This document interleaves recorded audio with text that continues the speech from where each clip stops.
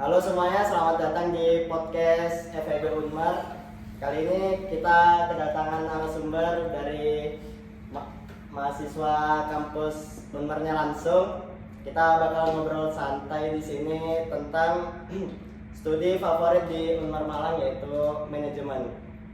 Katanya di manajemen cuma bisa jualan sama bikin bisnis. Apakah itu benar? Kita tanya langsung narasumbernya. Perkenalkan, dari Mas siapa? Saya Deva, saya NIM-nya 296. Saya Alfian, NIM-nya 312. Saya Bima dengan NIM 294. Saya Zidan dengan NIM 291. Saya Reza dengan NIM 289. Dan saya hostnya Angga Fahmi Alma dengan NIM 316. Gimana teman-teman, menurut kalian benar apa enggak kalau di manajemen Unmar cuma bisa jualan sama bikin bisnis? Nggak setuju. Kenapa itu?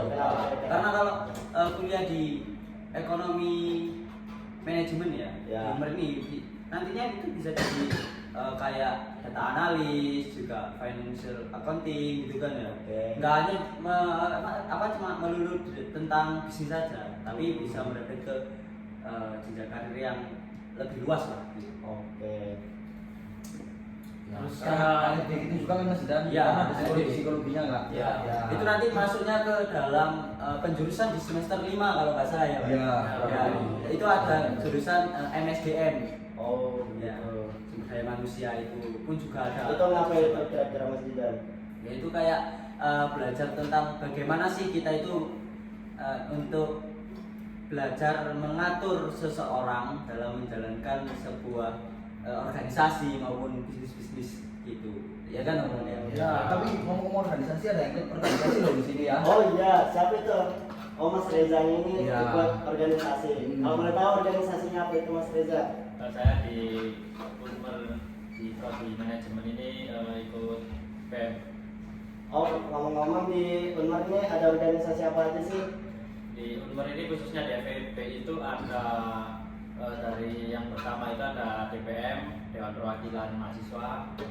Yang kedua itu ada PEM, Badan Eksekutif Mahasiswa. Terus ada himpunan-himpunan prodi seperti Mansa itu dari prodi manajemen. Terus HIMA itu dari prodi akuntansi. Lalu HIMEP dari prodi ekonomi pembangunan. Kalau Mas Reza ini ikut organisasi apa ini, kalau boleh tahu? Saya sendiri itu ikut PEM. Ngapain kalau di Jawa Mas Reza? Nah, jadi kalau di PEM itu menurut saya itu kayak bukan cuma kumpul-kumpul atau gabut doang. Apalagi kayak bukan cuma nongkrong-nongkrong gitu. Jadi di PEM itu kayak kita membuat acara, mengelola acara. Terus jadi di PEM itu bisa jadi wadah untuk kita belajar. Kalau cuma nyari relasi bisa juga masuk organisasi? Bisa. Mungkin bisa dijelaskan proker yang berkesan Mas Reza, buat Mas Reza sendiri.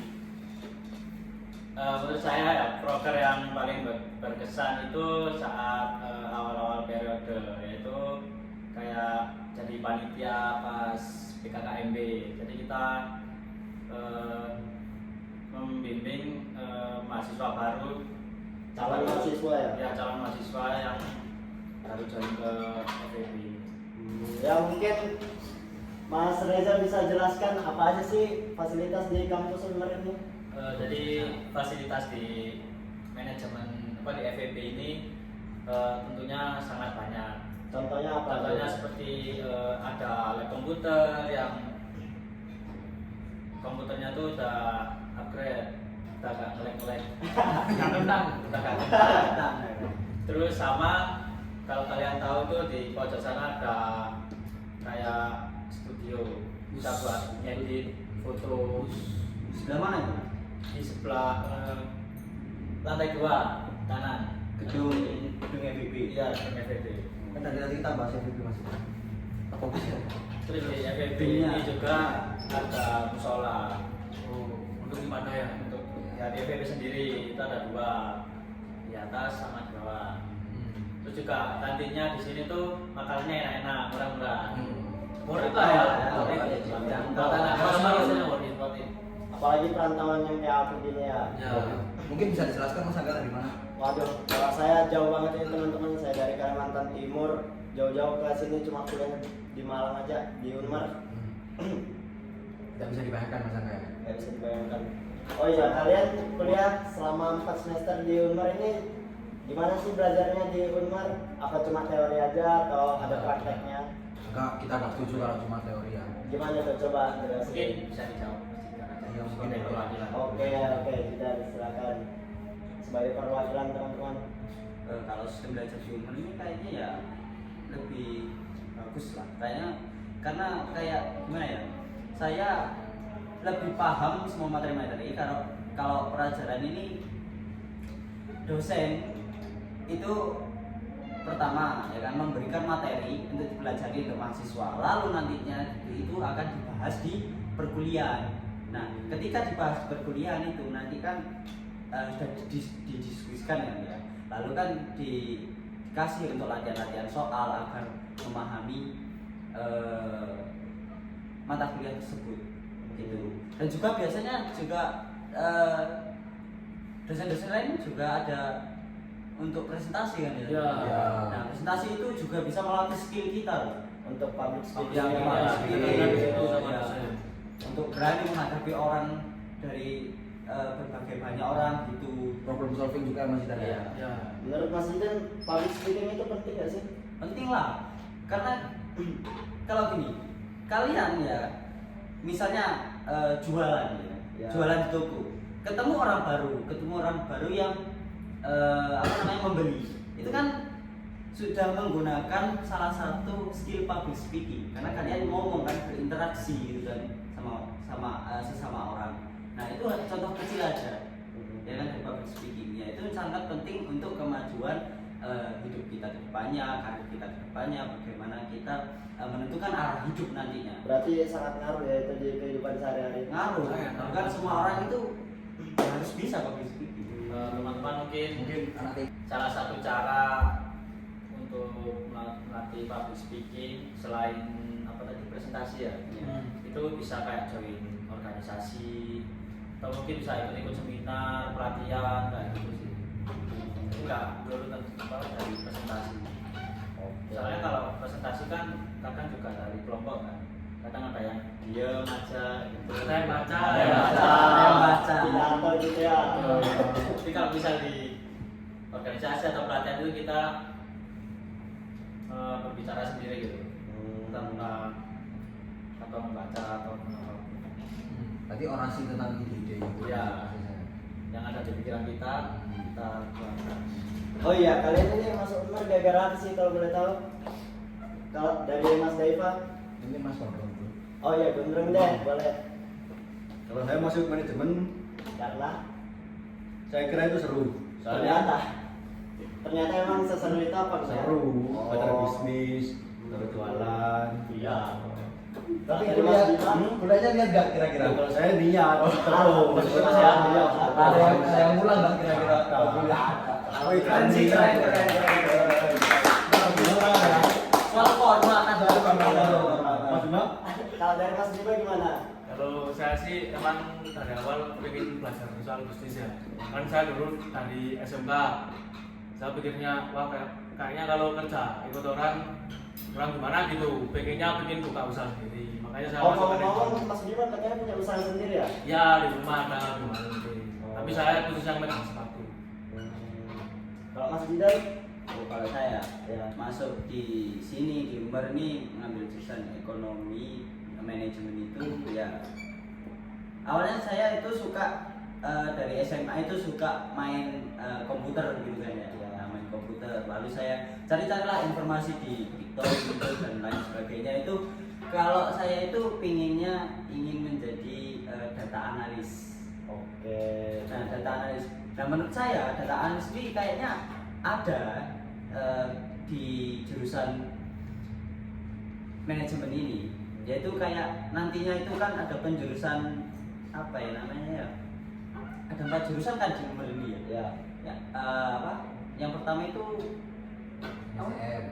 MSDM, terus pemasaran, keuangan, dan yang satunya lagi apa? Operasional. Nah, di operasional itu nanti katanya itu bisa sana ada pembelajaran tentang kayak data analis, ya menganalisis sebuah keberhasilan data gitu kan, menganalisis sebuah keuangan perusahaan. Nah itu yang saya ingin gapai di situ, makanya saya ambil jurusan manajemen ini.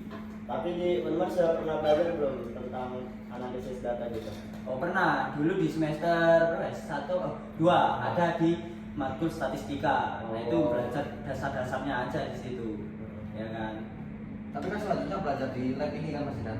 Ya kalau belajar di lab ini ya juga ada, Ya. tapi enggak masih belum full lah sebenarnya. Pasti nantinya akan dipelajari ketika sudah masuk ke peminatan jurusan tersebut. Tapi ngomong-ngomong hebat loh Mas Zidan di kelas ini. Hebat loh. Bintangnya paling banyak loh di sini. Iya. Kita lihat. Kalau pintar sih. Menurut Mas Reza gimana? Awal mula Awal mula saya itu gak ada niatan ke Unmar. niatnya kemana itu kalau boleh tahu? Ada PTN. Oh, Gara-gara ketolak, jadi saya cari-cari kampus gitu. Second choice ya ini jadi second choice. Cari-cari di medsos, kok nemu Unmar. Nah, setelah saya lihat itu jurusan yang akreditasinya unggul itu manajemen. oke. Nah, jadi saya tertarik, jadi saya langsung join di situ.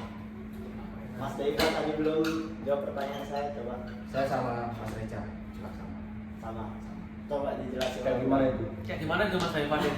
Nggak mungkin sih kalau sama, pasti ada beda-bedanya sedikit gitu. Iya saya kan nggak keterima PTN teman-teman. Oh. Kan aku kan udah pernah cerita ke kalian teman-teman.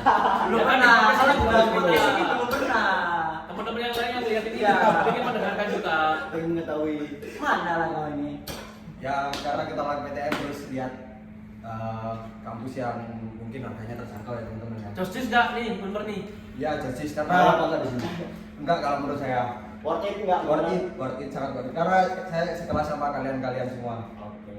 dengan orang-orang hebat. Oke teman-teman, mungkin podcastnya sampai sini aja. Tapi sebelum kita tutup, kita mau tanya dulu nih kesan-kesannya mahasiswa di Unmar nih apa? Coba siapa yang mau jawab? Ya saya dulu ya teman-teman. Ya boleh Mas Daiva. Ya kalau kesannya di sini seru sekali karena Serunya apa dulu nih? ya seru dari pertemanan mungkin terus dari cara belajarnya dan kebanyakan kita diajar dosen-dosen muda ya teman-teman ya. Ya, asik Ya, nih. yang asik banget terus ya cara memberi tugas tapi materinya lebih masuk ke kita sendiri teman. Iya. Terus? Ya udah gitu aja. Kalau kesannya mungkin buat teman-teman yang mau PTS buat kuliah di apa namanya di Malang, kalian bisa milih di manajemen Unmar karena ya itu yang tadi harganya terjangkau terus akreditasinya unggul, fasilitasnya bagus, terus apa lagi teman-teman? Nanti Proses pembelajarannya Proses pembelajarannya asik, baik-baik. dosennya baik-baik. Orangnya juga asik. Orangnya juga asik. bisa ketemu dengan mas-mas gondrong ini. Ini prima donna deh. Prima donna FVB ini jadi wilayahnya FVB. Mungkin nanti kita bisa beri cuplikan video wilayah FVB Iya. dan sinematik videonya nanti ya Mas Angga ya. Oke, boleh banget. Oke, sekian podcast dari kita. Kurang lebihnya mohon maaf. Assalamualaikum warahmatullahi wabarakatuh. Terima kasih teman-teman. Terima kasih.